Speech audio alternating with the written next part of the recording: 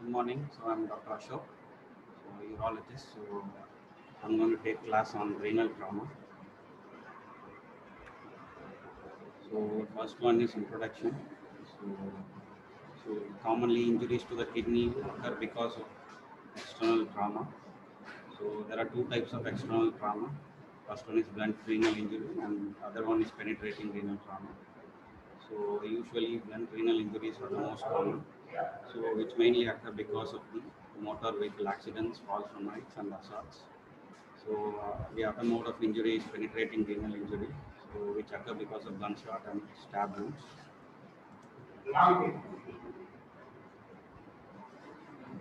So what is the epidemiology? And usually what and all to be checked for in case of any abdominal trauma is the area most prone for injury is upper abdomen and flank, so and also the lower chest. And we also look for any entry site in wounds entry site should be looked for. What is the epidemiology? So the incidence of urological tract injury following abdominal trauma is around 10%. Renal trauma constitutes around 1 to 5% of all the cases. So kidney is the most commonly injured genitourinary organ. So the male to female ratio is around 3:1. So both the kidneys are at equal. The incidence of injury for both the kidneys are equal.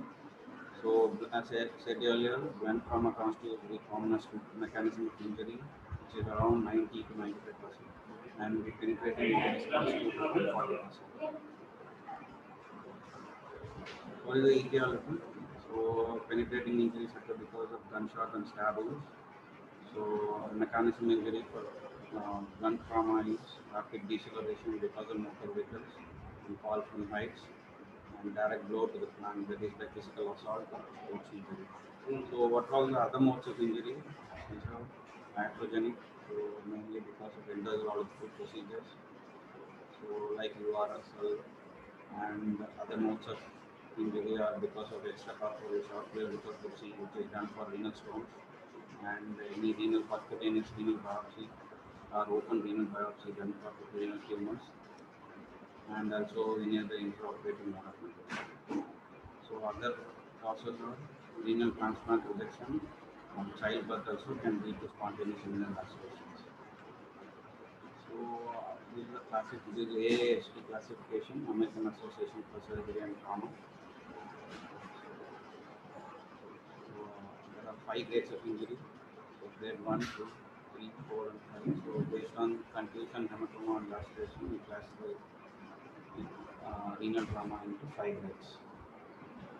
This has to be memorized more to do. Ranges from minimal injury is contusion, and the most is vascular injury leading to avulsion of renal hilum and thereby devasculation.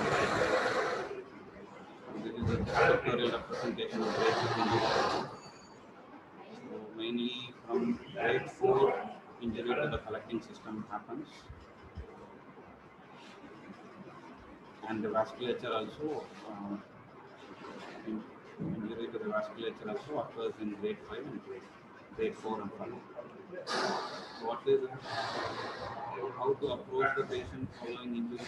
First, you have to take proper history as for the mechanism of injury and do a physical examination. Look for upper abdomen, flank, and the lower chest. So, need to look for any hip fractures, and in case of polytrauma, rapid resuscitation should be done. So first and foremost, we should immobilize the cervical spine. And as I said earlier, abdomen, chest, and back should be examined, and fractures of the rib should be examined. And any vertebral fracture also will be associated with renal injuries, and that also should be examined. What is the presentation and diagnosis? Begins with the high induction of clinical awareness. Pain may be localized to one flank area or over the abdomen. So retroperitoneal bleeding may cause abdominal distension, ileus, and nausea and vomiting. What are all the clinical manifestation? First and foremost sign will be hematuria. It's the best indicator of any genitourinary injury following trauma. So, how do you suspect hematuria? When there is presence of microscopic, that is greater than 5 red blood cells per hypertrophy in urinary dipstick examination. We call it as microscopic hematuria, and there can also be presence of gross hematuria. So, the main point is the degree of hematuria and the severity of renal injury do not correlate. So, what and all you will examine, mostly because of persistent bleeding, patient can go for shock. Blood pressure should be monitored. So there will be echymosis in the flank or upper organs of the abdomen and lower respiratory can be made out by clinical examination and also with investigation. So what all the investigations will do, so persistent ongoing bleeding can lead to decrease in hemoglobin and hematocrit. So that should be the first and foremost investigation we should do. And obviously because of renal trauma that can be acute kidney injury, call it as AKI, so renal function test should be measured. Urine analysis, if it is gross hematuria, then this fine. Otherwise, we have to identify the hematuria by doing urinary dipstick examination. First and foremost will be after the basic investigation, we should go for reversible whole abdomen. So it does not provide much information about renal function or urinary relief. So there are a lot of limitations, mainly due to operator dependent surgery. But still, it is one of the first and foremost investigation for renal trauma. So it is mainly useful in follow-up of stable renal. Those cases which have been managed conservatively, that is mostly grade 1 to grade 3 injuries, where we manage conservatively. In those cases, during the follow-up of patients, we mostly use ultrasonography. What was the advantages? Non-invasive, mainly performed in real time, in concert with resuscitation, so may help to define the anatomy of the injury. What are all the disadvantages? It requires an experienced sonographer. So FAST, we call it as focused abdominal sonography for trauma. So that's not defined proper anatomical, and in fact it looks only for free. So based on that, we can assume that there is associated trauma in the kidney. So bladder injuries can be missed. What is the next investigation? Intravenous urography. So the main advantage is it shows the function of the opposite kidney. When there is a right side renal trauma, so we should confirm this functioning ability of the other kidneys. This IV provides the exact information about the other kidney's function. So it also shows you any urinary extravasation, any penetrating injuries, and the likely course of initial evolution. What is standard IVP? Should be used only. Other imaging modalities are not available. So when there is a non-functioning kidney, it suggests extensive trauma or renal critical injury. So what are the other features noted, which are extravasation, delayed excretion, incomplete filling, and distortion of the pelvic helical system. All these should be looked for in intravenous urography. What is one-shot AVP? If the patient is unstable, then it can be done in improv. This intraoperatively, what we do, we'll do a single shot of contrast, that is 2 ml per, usually we'll give 1 ml per kg of contrast. Now, in case of one-shot AVP, we can give 2 ml per kg of contrast. And the film is taken after 10 minutes. That is excretory film. That will give you more ideas compared to the immediate film. So what are all the advantages of IVP? So which allows functional and anatomical assessment of both the kidneys and ureters, and it establishes the presence or absence of two functional kidneys. So it may be performed in the emergency department or operative room. And what are all the disadvantages? Multiple images needs to be taken for maximal information, but still a one-shot technique can be used. So what is the radiation dose? It is relatively higher because we are taking multiple images. That we usually take every 5-minute image. It is mostly 3, 5 minutes, 5, 10, 15 and 45 minutes, like that. Based on our need, we can increase or decrease the number of films. So usually the radiation dose is relatively higher because of the more number of films being taken. So can be measured in gray, and a full IUP usually requires a trip to the, it has to be taken to the radiological radiology. So this intra IVP can be done with a SIAM and a single image. So, but still, because the standard IVP more films being, it has to be done in a radiology work. That is the main disadvantage of the standard IVP. What is the next line of investigation? Mostly it is contrast enhanced CT. The gold standard nowadays for renal trauma patients, mostly stable patients. So what inference we'll get from CT is the absence of enhancement after contrast administration or presence of very hilar hematoma. It suggests renal pedicle injury. And we can also see some medial extravasation. Mostly this medial extravasation suggests the medial extravasation of contrast. I mean, so that suggests you that there can be vascular injury or else can be injury to the renal pelvis also, because these are the structures which lie medial to the kidney. That is the renal hilum. The renal hilum constitutes renal artery, renal vein, and the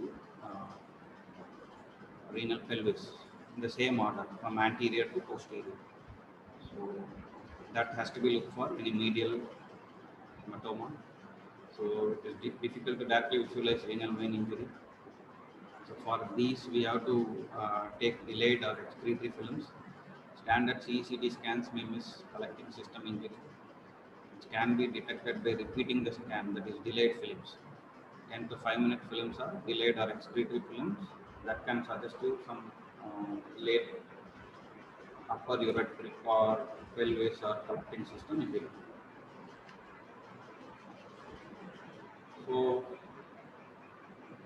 CT imaging, it is both sensitive. Sensitivity is identifying the true positive, and specificity is identifying the true negatives. So it's both sensitive and specific for identifying parenchymal lacerations and urinary extravasations. It delineates the segmental parenchymal infarcts. How it delineates is, in case of infarcts, there won't be much contrast in intake in the concerned part of the renal parenchyma. So it determines the size and location of the surrounding retroperitoneal hematoma and associated it. Main advantage is it shows you the adjacent organ injury, which is the main advantage compared to intravenous urography, where in IVU will only outline the kidney, ureter, and the bladder, but still we won't be able to get any vital information about the other abdominal organs. So that's where the CT scores higher compared to the intravenous urography. So with other abdominal organs like spleen, liver, pancreas, and bowel can also be imaged. So renal artery occlusion and global renal infarct are noted on CT scans. The lack of parenchymal enhancement or the cortical rim sign, that is around contrast will be outlining the cortex. So that is one important sign in case of renal trauma. How it is done? So 70 to 90 seconds before initiating the CT scan. 150 to 180 ml of IV contrast is given at 2 to 4 ml per second. So the little CT imaging, just quick, is done usually under 2 minutes. So arterial phase is 20 to 30 seconds. The early cortical phase 40 to 70 seconds. So arterial imaging helps delineate the renal artery injury. So while the early cortical phase still misses some parenchymal injuries.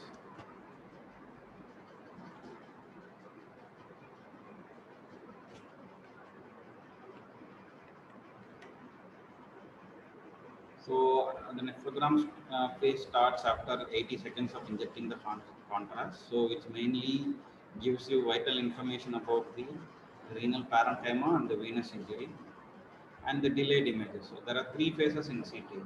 First is, I already told you, is arterial phase, then nephrogram phase, and then the excretory phase. So excretory phase is usually done after 3 to 5 minutes. So which are often required to detect urine and blood extravasation is usually made out in delayed. On delayed images, so extravasated urine can be distinguished from blood.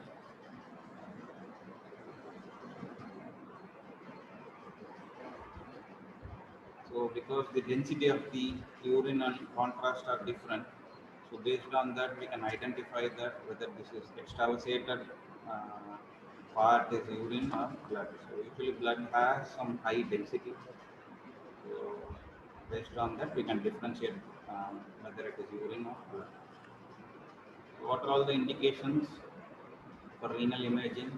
So it should be done in case of all blunt trauma patients with associated gross hematuria, and when there is microscopic hematuria and shock associated, in those patients also we should perform renal imaging. So what the imaging should be done is usually CT with IV contrast. So in case of all penetrating injuries with any degree of hematuria, imaging should be done. So contrast enhanced CT, this is the one. So you will be able to, the arrow shows the contrast extravasation. So it's a right renal stab wound showing contrast renal extravasation along with the renal parenchymal laceration is there.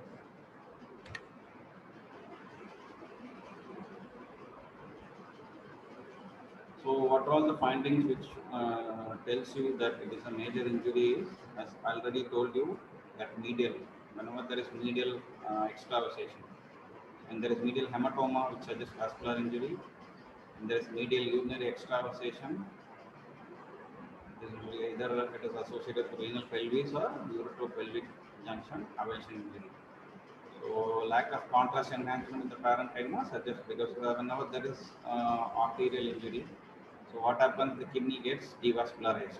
So that whenever there is no arterial supply, what happens, there won't be any contrast enhancement in the kidney. So that suggests the injury is very severe. Mostly it is grade 4.5, mostly grade 5. So MRI can be done. So accurate in detecting perirenal hematoma, so renal laceration, so pre-existing anomalies, but does not detect urinary extravasation. It's not the first choice of imaging in case of renal trauma.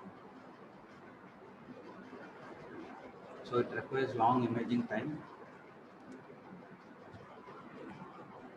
So limited access to patients, because MRI is costly. Not in every place MRI will be available. So that is the main limitation of MRI. So angiography can also be done. So most common indication for arteriography is non-visualization of a kidney on IV after major blunt renal trauma. Whenever CT is not available, this can be done. So mainly for evaluating vascular injuries, that is renal vein injury. So it can be done in stable patients also. The scenarios are to assess pedicle injury, there is renal vein or artery. The findings are CT or equivocal. That is, we are not able to obtain any inference from the CT.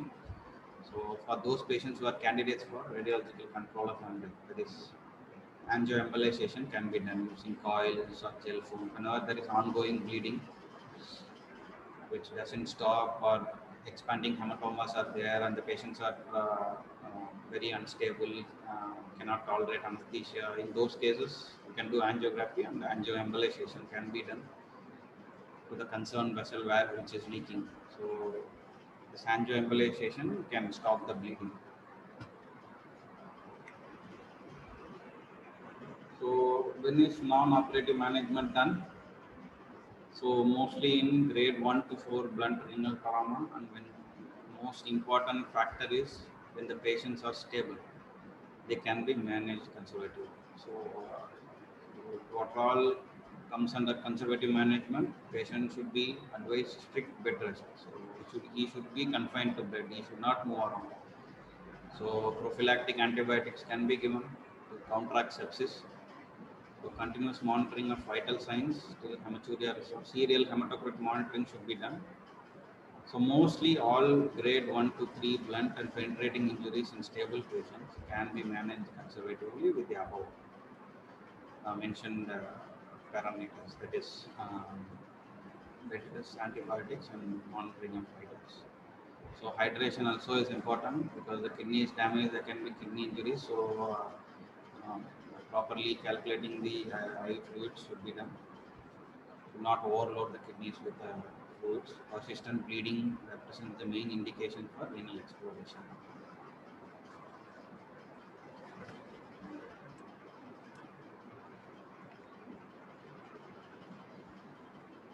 So this is how you categorize the renal trauma: blunt and penetrating. Hematuria can be microscopic. So in case of blunt trauma with microscopic hematuria, no shock, selective renal imaging and follow-up can be done. Gross, or when the patient is gross or microscopic hematuria along with the shock, the patient is unstable, you should do abdominal exploration, so that we cannot take the patient to radiology suite and do all the CT when the patient is unstable. So directly take the patient to OT and do a single shot IVP on table, and based on that you proceed. So in case of penetrating trauma, you have to the patient is stable, you can do CT, or else you can directly take up the patient to for abdominal exploration.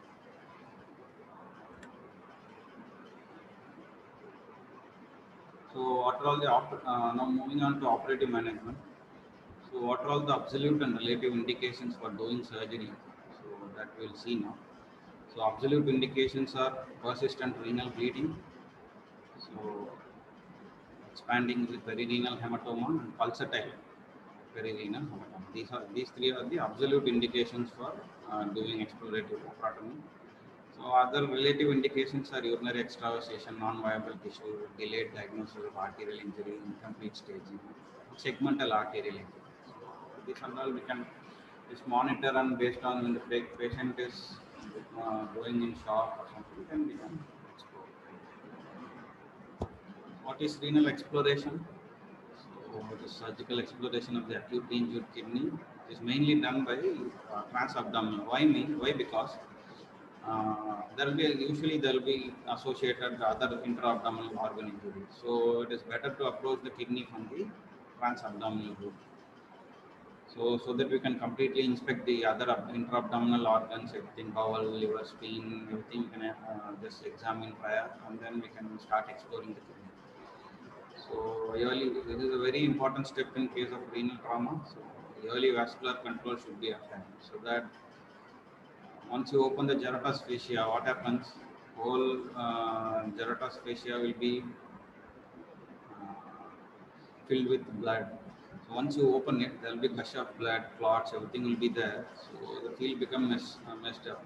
So that you won't be able to identify or properly dissect the renal vascular pedicle. So it is better to do it prior, before opening the geratas fascia. Once you clamp the renal vessels, bleeding also will be less. This is just a diagrammatic representation where the open is the inferior mesenteric. Once this now laparotomy has been done and all the bowel has been lateralized, the posterior mesentery is seen. So this is the inferior mesenteric vein. So you should make an opening directly over the aorta in the mesentery. So then after incising, what you will see this picture. This is the vein, this is the IVC, this is the aorta. So if injuries are there, it will be like this. The bleeding and lacerations can be seen.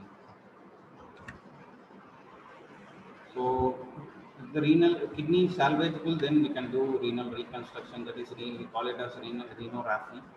But it is totally shattered kidney or fully damaged, and uh, the renal artery injury is irreparable. So in those cases, we can go for nephrectomy. So reconstruction, how you do, what are all the principles? So complete renal exposure should be done, and all the non-viable tissues should be debrided, and hemostasis by individual suture ligation of bleeding muscles. And main thing is that collecting system should be done. Closure of the collecting system should be done watertight. So it should be approximately, the parenchymal defect should be covered with perinephric fat. This is a picture of renorrhaphy. Trauma has happened. So what we are doing is the second. This is a collecting system which has been opened, so that has been sutured here, and this is the parenchyma, so that also has been sutured here. Over a bolster, you can keep a bolster, and over it we can suture because these tissues will be very friable. So once you pass a suture here, it will easily cut through. So you can do it over a bolster. You can keep a bolster here, and over it you can pass your sutures and tie it. So renal vascular injuries can happen. You can see here this renal vein has been injured. So if it is isolated renal vein and injury, it can be sutured like this with non-absorbable sutures. Usually for vascular, we use non-absorbable sutures. So what happens when there is segmental renal arterial injury? It leads to ischemic infarction to a segment of a kidney. So these should be observed non-operatively when diagnosed unless associated with parenchymal laceration. Mean renal vein that has to be fine vascular sutures should be used 50. So segmental venal injuries, what we'll do, can be best managed by ligation of the vessel. So now what are all the indications for nephrectomy? So unstable patient, low body temperature and poor coagulation parameters. So when the injuries are very extensive and the kidney is not salvageable, then we can go for nephrectomy. So how will you follow up the patient post trauma? So repeat imaging is recommended. So for all patients who are hospitalized prior, so it should be done within 5 days. That is 2 to 4 days of significant renal trauma. Mainly, what are all the alarming signs you should be look for are fever, flank pain, or falling heart. Nuclear scintigraphy before discharge is useful. That is to just to document the percentage of renal injury, that is percentage of renal function. So what should be done in follow-up? So usually at 3 months, patient should come for the first follow-up. So what and all you should do? So do a physical examination, so urine analysis.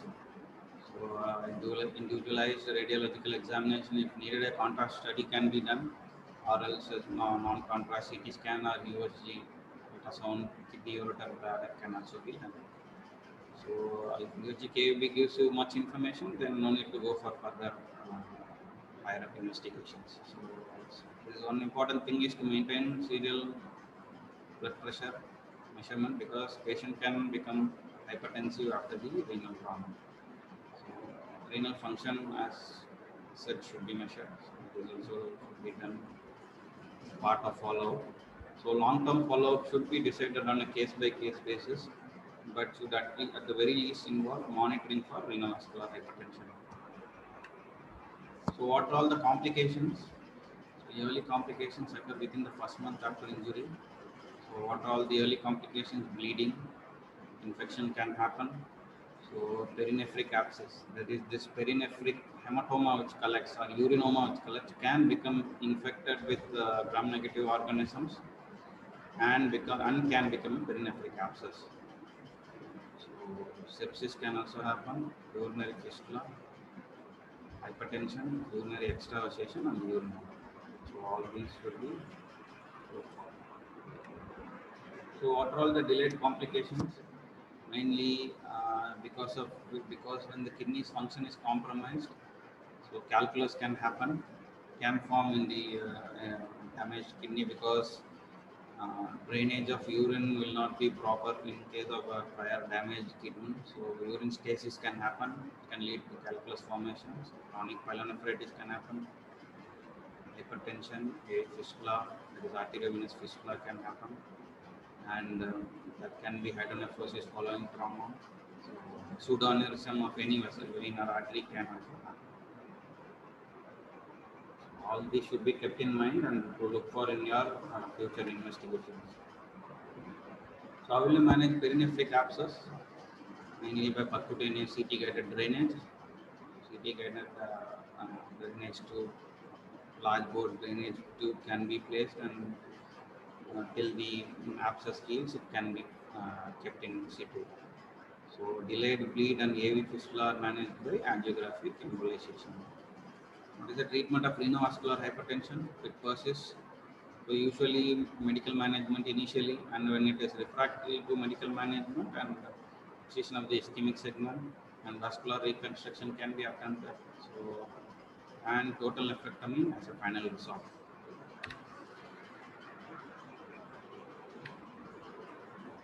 So complications and management. So then again, urinary extravasation is one more complication. So which can occur after renal reconstruction, so, which usually subsides without any intervention. So unless there is, whenever distal obstruction is not there, that is ureter is free of obstruction, then usually the urinary extravasation will get reabsorbed on its own. So should ensure that distally there is no obstruction. So either you can put a stent so that urine drains freely, or you can put a percutaneous nephrostomy also. So as I already told you, this persistent urinary extravasation can be managed by passing a stent, so that either from below, stent can be passed from below, mostly retrograde, that is per urethra, bladder, then into the kidney. And percutaneous drainage is antegrade, that is you put a tube in the kidney, that is we call it as nephrostomy, percutaneous nephrostomy. So that is an antegrade procedure. So either one can be done in case of persistent urinary exhaustion. So, thank you. Any doubts are there, you can ask me.